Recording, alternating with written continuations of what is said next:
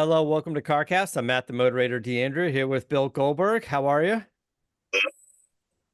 Tired. I'm tired of looking at cars and underneath hoods and smell like oil and It's a concrete. full-time job now. Yeah, I mean it's a passion, but Yeah, it's it's good. also now a job. So yeah, it is what it is, man. It's a multitasking thing. I got my hand in like 15 different cars at once, and it seems like not one of them gets finished, right? Because you're always waiting on parts, and it is what it is. I'm a mechanic now. It's You're a all good. mechanic now. It's just it's fun.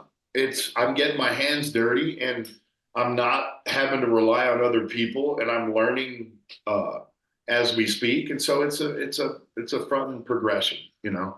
I'm gonna go to work for Magnaflow here soon because installing these exhaust systems has become second nature to me because we did a C6 yesterday. Yeah. So it's it's all good, man. It's all fun and When game. when do you start getting the friends and neighbors coming over and realizing you've got tools and lifts and it's Listen, like that's already become a thing because the car that we installed the exhaust on yesterday was an ex teammate of Gage's, yeah. an ex football teammate, and he's a year older, and he graduated. But when I met this kid at school, I met him in the parking lot, and he's driving an old Lexus, the sedan, the two door, uh, and he souped this damn thing up, and I was so intrigued with his level of commitment to the space, right? Yeah. Okay. So we became even more friends, and he has frequented the garage with his father, and he's used the lift many times. And it's this place is always accessible to any of Gage's buddies. Yeah. Period. End of story. Yeah, that's good. And you know what? I know a handful of the kids will still be stopping by even when Gage is in Colorado. Oh yeah, they're going to want to use the gym. I'm going to start having to figure out memberships and stuff. But Yeah, right. yeah, it's hey, at the end of the day, if I can help one person out or 50 people out, it's a good day, right? I mean, Yeah. we're getting veterans over here each week with some ride-alongs and hearing their stories and hey man, if my garage is a public outreach, then that's all good with me. I mean, if kids want to come and congregate, if local shop classes want to come and visit, and I'm going to set stuff like that up here in the near future. And Yeah, I mean, and why not? I know you want to be a part of the community out there, and you've already been so involved with all of the sports side of the high school and part of the parades and there's Santa Claus and this. yeah, Hey, I'm a whore for the locals, right? I'll yeah, do the thing that they ask me to do, and it's as we're 24 days away from our son leaving the house. Looking back, it's been a wonderful place for him to prosper, over the past 5 years. So yeah. it's been wonderful. So if I am the automotive YMCA of the area, then so be it. That's the duty I've You been. gotta host a little cars and coffee for the teams, for the kids, before they all veer off to bring them all out to the garage, bring all their cars out, put them on that circle around the outside, and let them hang out a little bit. And I don't know if kids drink coffee these much, even though these Yeah, I'll have to millennials. rename it. But, yeah, as an example, Tyler yesterday, we installed his exhaust, and then he was the first person to christen the donut pad other than myself. So Okay. maybe that's a cool Yeah. little nugget. Well, Hey, I, come out and do donuts. Why not? I mean, within reason, I think. I mean, if you're a first timer, maybe don't do your first because you don't need someone going through the garage. That's that's a big Definitely no. not. No. They'll Yeah. all sign waiver forms. There's no doubt about Yeah, that. it doesn't waiver is fine, but it doesn't fix the garage if somebody goes through a wall. No shit, and You know, or if they go opposite, because that first jump is a doozy. yeah, right. It's Yeah. If you want to do some ride-alongs, then it's on you. Yes, Yeah, yeah, right. And that's what it's turned into. I mean, and we're this close to figuring out what we want to build for a burnout car, right? So Goldberg's Garage has to have a dedicated burnout car because I am absolutely destroying, not only my inner fender wells, but the tires on every vehicle that I take guys out in. So we Yeah. need to get one. We need to build one, a dedicated burnout vehicle. So, Yeah, do it. And then just go to, you know, the used tire shop, something local, you and be like, I need like 10 $25 already tires. hooked up. Got a call from Discount Tire 2 days ago. Just picked up 3 sets of tires that they had overstocked. Yeah. It was perfect. They know what kind of tires I mount and what kind of tires I order. They had an order come or 2 orders come in. They were never picked up. So lo and behold, It's funny because I'm watching her YouTube videos and I'm like, Discount Tire must be on speed dial by now. Because yeah, no question. Oh, Goldberg put another video out. Mount up another set. get another set of tires. All right, I want to get into some of that stuff, and I want to talk about the RAM. But before we get started, I want to welcome Bet Online to the podcast. Bet Online is your #1 source for all your summer sports this season, from MLB, golf, NBA, and NHL playoff stats. You get all the latest stats, news, and scores available to follow your favorite teams. And you can get the latest odds and lines, including the latest team matchups, player props, and odds on just about every sport out there. You can head to the website today and use your mobile device to get in on the action. It's Bet Online, where the game starts. One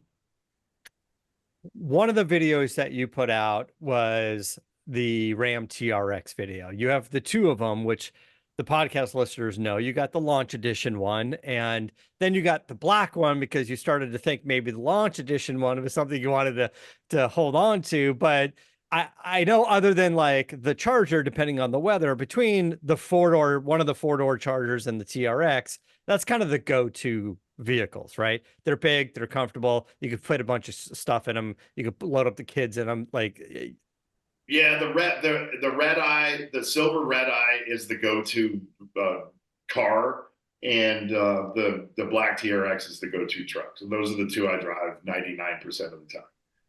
Anytime I drive anything else, it's purpose driven, right? So it's for a reason. Which one of the TRX trucks was the modified? Which one was the first one? The first one.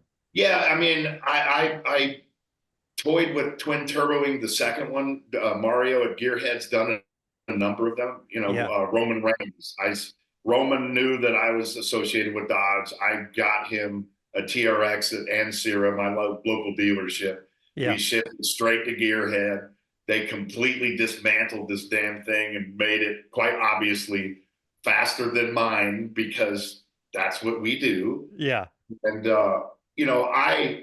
in purchasing the second TRX, I knew that it was a vehicle that I was going to beat on, but I knew that it was a vehicle that had to be reliable, right? So I don't want to do a lot of aftermarket stuff to it and have it be dependent upon Mario, making visits to Goldberg's Garage. Yeah. So I kept it stock, put an X mod on it, did my visual cues that I did with the first one. And it's very dependable. I mean, the thing's like fucking bulletproof. Yeah, I saw the video you posted, so you guys can always check that out at Goldberg's Garage YouTube channel. It was the first time I took it off road. It was freaking so much fun. And I mean, I'm an off road guy, not to the extreme by any stretch. I'm not a glamorous guy. When I lived out in Cali, right? So, I mean, I'm not going to sink $500,000 in a rail car, that's got $100,000 motor because it's so easily done there, right? But I do dabble with off road stuff.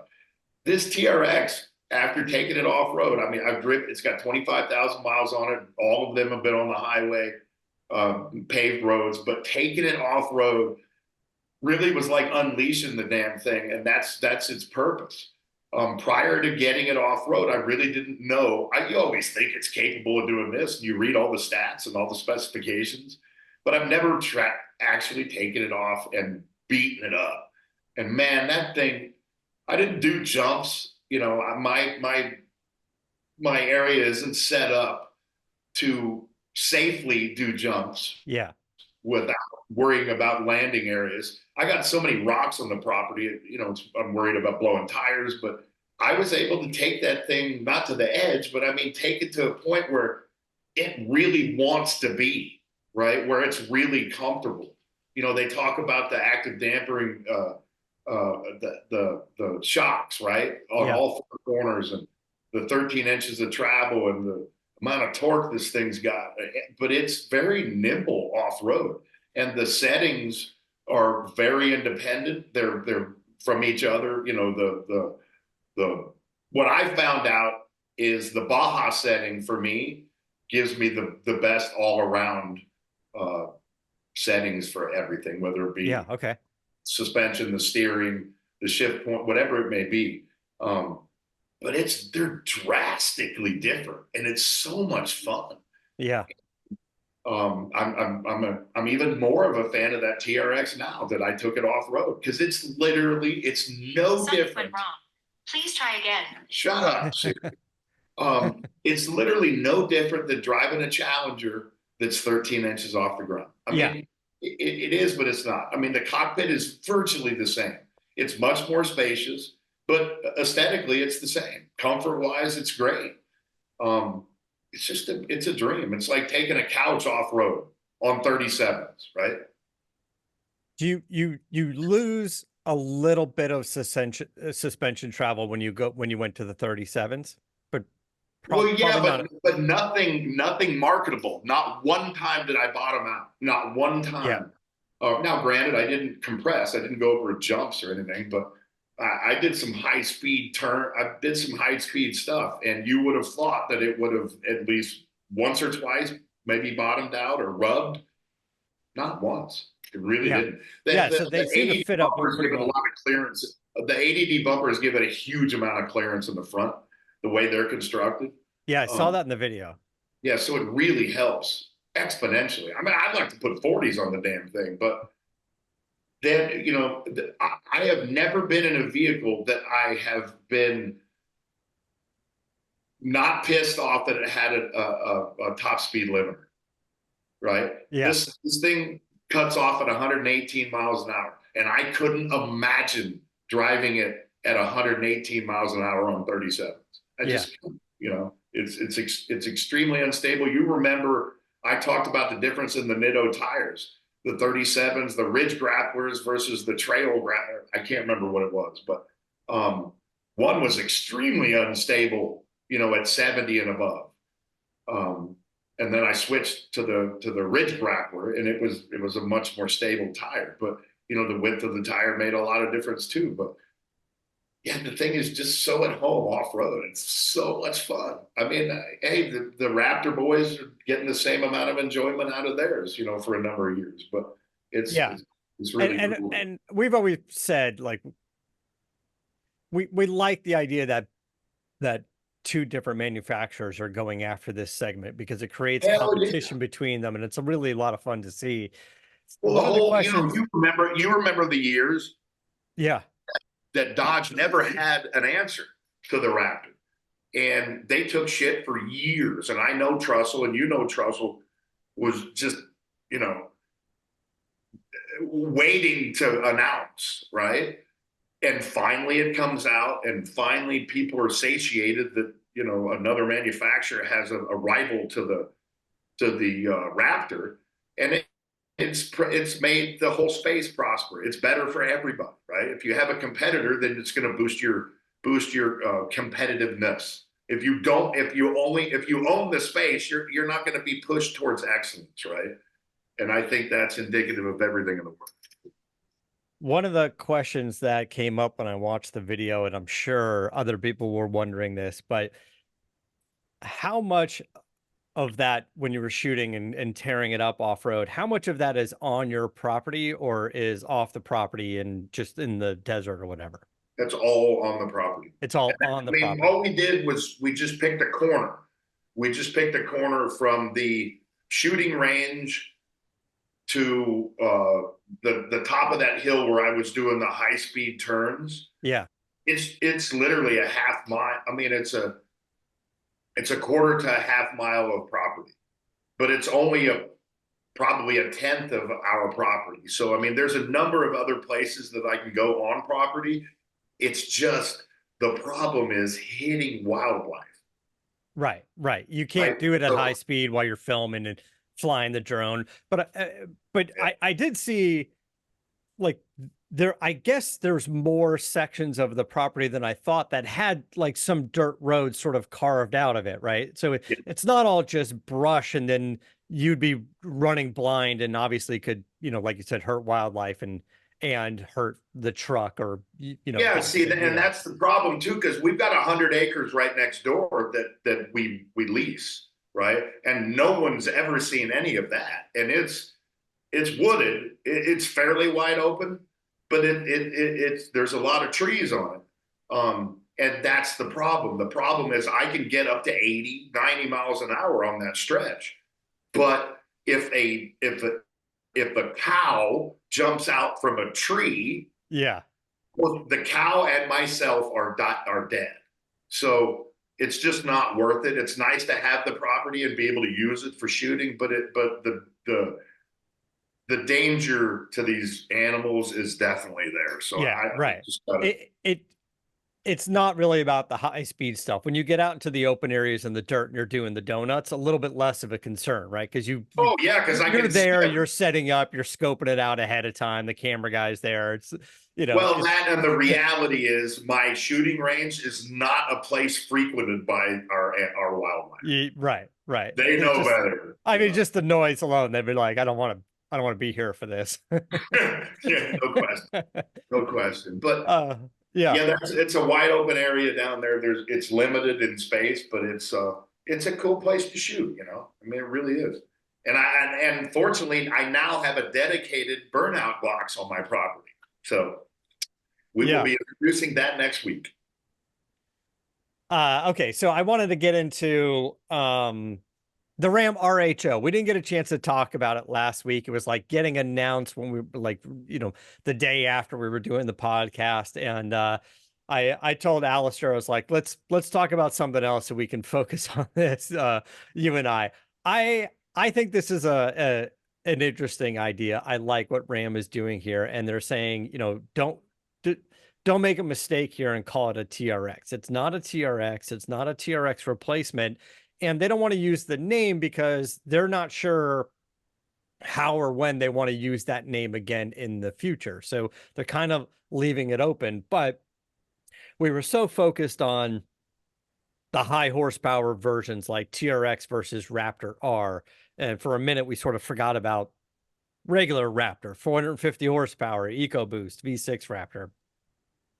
And you were talking about a minute ago about RAM having a competitor there. Well, they swung for the fences with the V8, but the go-to truck, the more affordable truck, is potentially this new RHO. And Well, the engine makes it a lot more affordable too by default, right? yes, it's significantly more affordable. Oh, it's a lot less expensive. Well, logic is going to tell you that stacked next to each other, those power plants, right? So, I mean, they've segued out of the V8. So logically, the V6 twin turbo is a cheaper motor, right? So, I mean, that's going to drop the price. It's a I believe it's a straight six, but not the V6.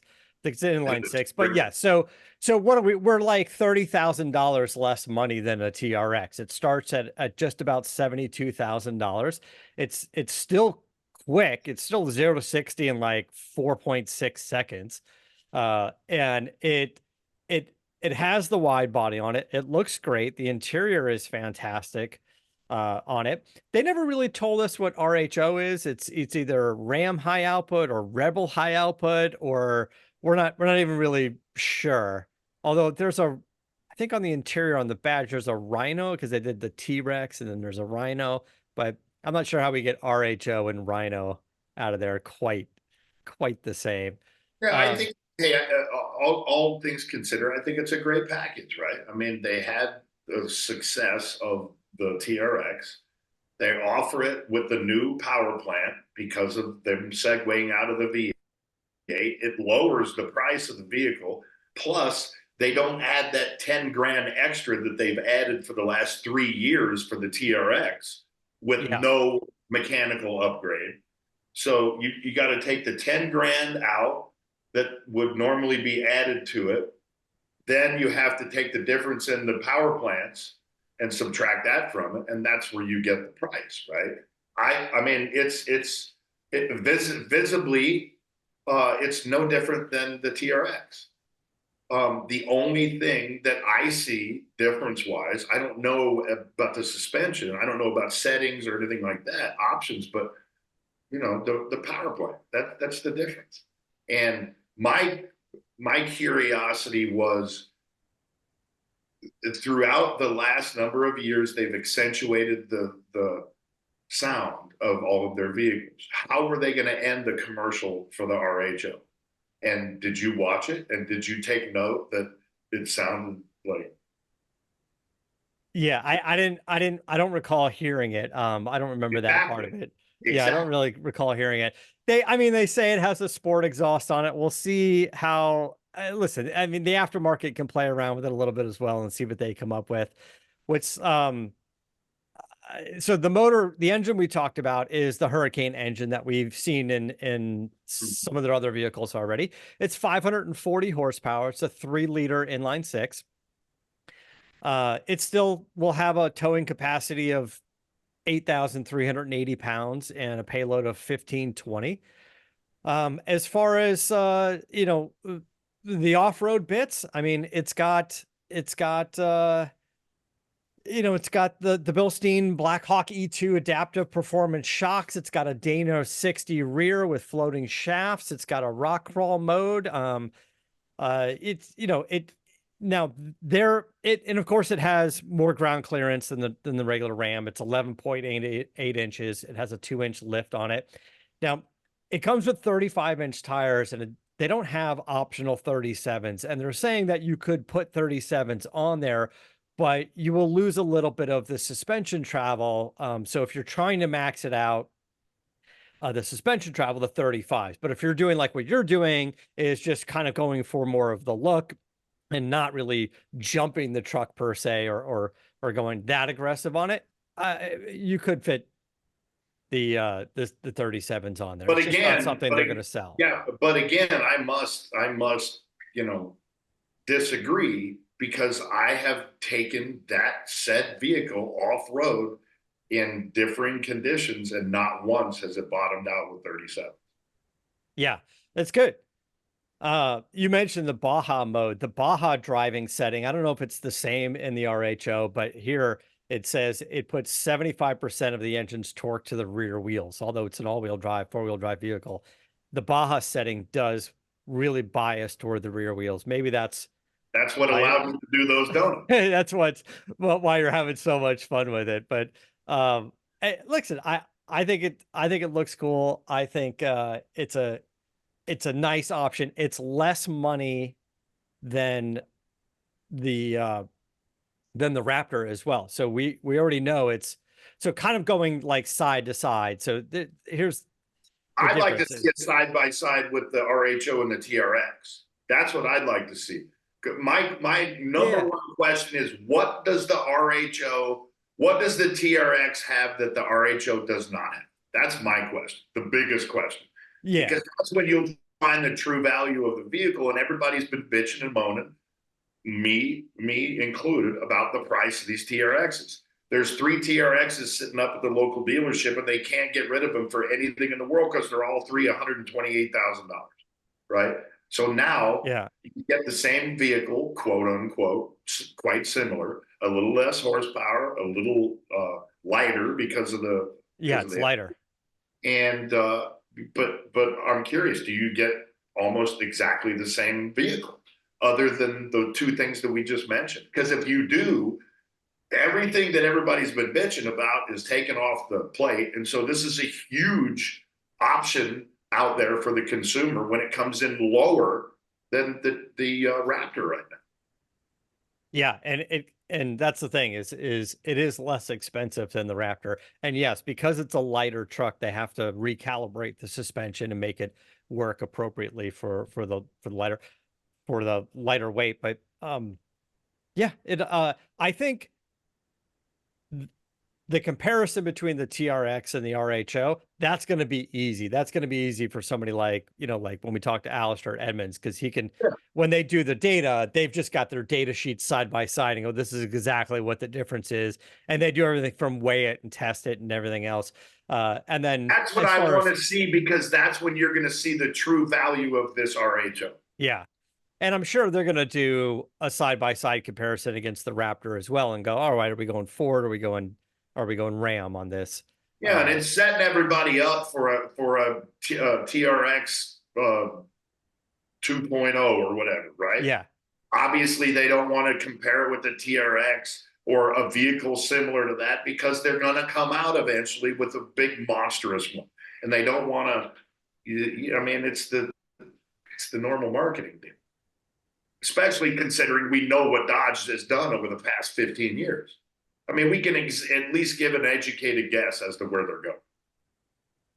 Yeah, 100%. Totally agree. When we look at the Ford versus the Ram, it's 540 horsepower versus the 450 horsepower. So there is a pretty, a 90 horsepower difference there.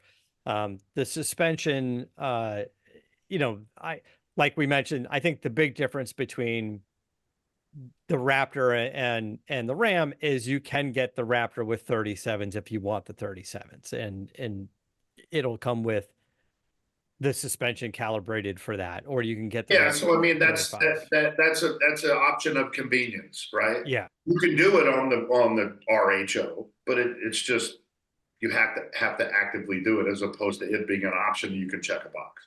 and if everyone's just getting sticker price and no one's asking for markups, there's about an $8,000 difference between the two. So the better deal is the RHO, it seems, right now. And I like the interior and I like the look of it. So you can order them now.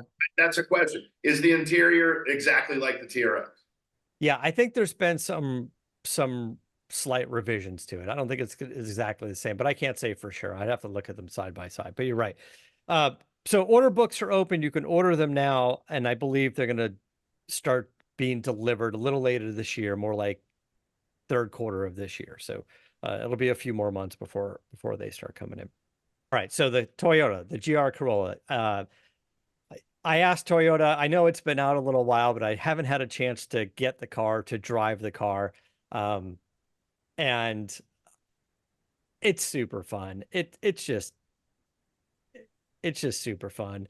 I know when you look at this car, you look at the specs of it, 300 horsepower, weighs about 3,300, less than 3,300 pounds. Manual transmission is the only option.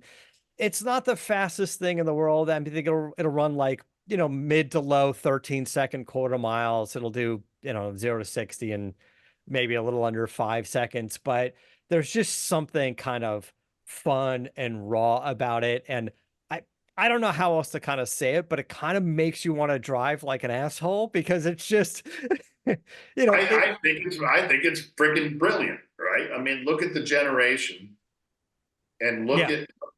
I mean, I think it's a brilliant package. Granted, it's not a vehicle that I'd be caught dead driving, but I have my own tastes, right? But I think that's strategically done. That's brilliant. That package right there, with the price point that it's coming in at, and the amount of smiles that you have displayed in talking about it for 5 minutes, I think it's a winner. It is. It was a lot of fun to drive, and it's just nimble, and it handles, and it sticks. And I drove I think it's the Circuit Edition. It's just an all around fun little car. And so what's the little Honda? So like the Civic Type R. Yeah. Okay, so that opened a lot of people's eyes a number of years ago when it came out. This is nothing different, right? I mean, it's just Toyota's version. Yes, except that's a front wheel drive car and this is an all wheel drive car. And you can Okay. change some of the settings to control sort of is it a little bit more front or rear bias. But we also have the Toyota Supra, although I guess more money, and it is available with the manual transmission now. But honestly, I having driven all of those cars, if you're going for that type of car, you're going for sort of the smaller kind of hot hatchback, a little bit of the boy racer look. And you're right. Maybe I just feel like I felt like I was a little too old to be driving it, but it doesn't make it any less fun. Yeah. Uh, I, the GR Corolla was my pick. And like you said, the pricing starts at about 36,500, gets up to about 45,000. I don't really think there's any options on top of that, assuming there's no markups or anything. And they are kind of a limited edition. For 45,000 bucks, that circuit edition that I drove was a blast. Uh, Sounds like it, you know? and you just kind of want to zip around, and it's just about the balance of the car, the movement of the car. It's a pretty good brake feel, good steering feel. Again, it's not the fastest thing out there. You can have fun with it without scaring yourself to death, and you can have fun with it without even having like all of the eyeballs on you. Like if you're playing uh, around town in a McLaren, you know, it's different. And honestly, you don't get the same, let's say, criticism as if you were rolling around in your M3, in your BMW M3. You get a little bit of a stigma, especially in LA. BMW drivers have sort of a stigma, if you will. And I like BMW. I've had several What M3s. is the stigma since I'm not a Californian anymore? It is unfavorable. Really? I mean, like, I don't It's get just it. out here we just have a lot of BMW drivers that drive like idiots, and it kind of puts a bad taste in people's mouth when they see those BMWs around. Um, and anyway, I just thought this was a fun car. Got to hang on to it for about a week and put a few miles on it. You know, the short wheelbase, the tight suspension, it's not the most comfortable thing in the world, but I didn't find an issue with it being able to drive it daily. And even like, grabbing Tammy or whatever, she understood what the car was. So the whole time she wasn't like, this thing's bumpy. This thing's bumpy. She's like, she kind of understood what it was. And it was kind of the first car in a while where she's like, I kind of want to drive this thing. I was like, yeah, because it's fun. It's super fun. There you go. They accomplished their goal right there. Yeah. Honestly, we were talking about on your property all the dirt roads, but the asphalt you have around the garage and stuff, and I know you guys take the cars out and do the donuts and all that. This car, you would have fun just Oh yeah, tearing up the asphalt in this car. I'd Uh, love that. if you were out there with one of your buddies with Hubinet or something, and we're like, hey, somebody dropped off the GR Corolla, I'm sure he'd be like, oh yeah, let's do that. Let's do that. It's purpose built, and as long as it's like asking a 22, to shoot 2,000 yards. I mean, you know what you're getting into, you know the limitations of it, and it allows you to take it towards those limitations and be fairly safe and have a hell of a lot of fun at the same time. I Yeah. mean, again, to me, it sounds like a great freaking package, and it comes in at under $40,000. Sounds like I'm doing a Toyota commercial, but I mean, it's just these days it's hard to go in and buy something, a complete package that could put a smile on your face as big as the one that you had for under 40 grand. That's crazy. And you don't have to do anything with it. Like if I was Gage or any one of his friends, and I was a city kid, and you guys weren't out there, the Bronco he has is cool because it makes sense for being where you guys are. I would have said, if I was out here, I'd be like, let's take a look at this GR Corolla. Oh, yeah. It's perfect for those kids to Yeah, it gets get you in from trouble point with. A to point B, and for under 40 grand, it puts a smile on your face. But Name decent, another car that can do that. and out here, decent gas mileage, easy to park. Yeah. You know, it fits in garages, fits in the compact spots. You got to Mhm. go run errands to the Whole Foods. I'm always going 3 levels up in the parking garage to park my truck someplace where it's, you know, and that's if I could fit in the garage, you know. Uh, Luckily now, because I just lowered the truck a little bit, I fit a little bit better. But this car, I didn't even think about it. I just went in and grabbed the first spot I can find, and I was still 2 feet away from the car next to me because this thing is tiny, you know. Anyway, it was fun to drive around. Last thing I just want to touch on real quick was I went to the Air Water event. I don't know if you've heard of this yet, but That looked like a cool event. yeah, so Lufka Cult, which you guys have been hearing about, the Porsche event that Patrick Long and his partners had created a few years back, really kind of grew into this amazing curated sort of like traveling art show of Porsches. And Air Water was meant to be a version of that, but a little more inviting, a little bit more accessible to the masses. And there was sort of just a like a car show of Porsches where people could show their cars without just being part of the invitation only curated section of it. Uh, and they pulled it off. I mean, over 1,000 Porsches showed up to the Orange County Fairgrounds. The Broad Arrow had an auction on site, and it still was the coolest mix of every sort of 944, 928, all the versions of the 911s. Just everything was out there. And the Orange County Fairgrounds is cool because they've got some of the buildings and they've got the outdoor sections and they got the animals there. So the way they curate it, it was fun. And first of all, it was a dog friendly event. So Tammy and I went, we brought the dogs, they walked around, they had a great time. And then you go into the barn and it smells like cows and they've got the cars displayed there. And it was just a good, fun event. And I don't know, like whatever the ticket is, $50 or something to get in. It's worth it. It's just it was a nice, fun event of a bunch of like-minded people. They curated a bunch of just white Porsches, anything from a 918 down to like a 924, and they just put them all in a section. It was like walking into one of like P. Diddy's white parties, you know, like Were it were was fun. were there any 914s invited? That's a good question. I can't say for sure that I saw 914s. I'm sure there were, but not necessarily Did in the they go to sections. a Porsche event or did they go to a VW event? Yeah. Well, it's funny when we got there, uh, we parked and then we were walking up to the gate. Uh, Tim was like, "This is all Porsches, right?" I go, "Yeah."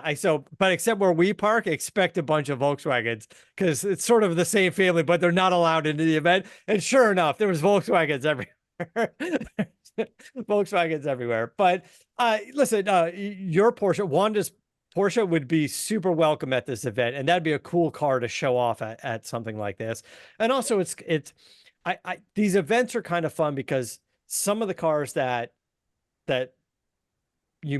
these people may have, don't necessarily get to stretch their legs a little bit. And this is a great event to go, you know what? We haven't driven the Porsche Turbo in a while. Let's go through it, make sure it's running well, and let's take it out to the event. And if you're anywhere in Southern California, like that's a nice little day. You drive down there for an hour, you show it off, you drive it home for an hour. Everyone gets to enjoy it. And you realize, oh, I do kind of miss driving that car.